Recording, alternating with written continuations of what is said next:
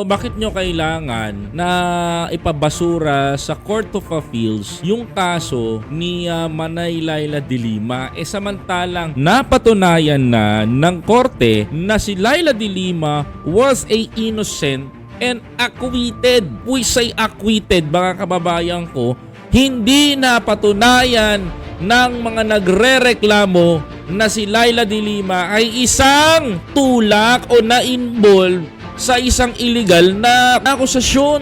At kung papansinin nyo po, mga kababayan ko, si Manay Laila de Lima ho ay isa ho sa magiging prosecutor sa Congress kung sakaling matuloy sa Hulyo ang kinakatakutan ni Sara Duterte impeachment.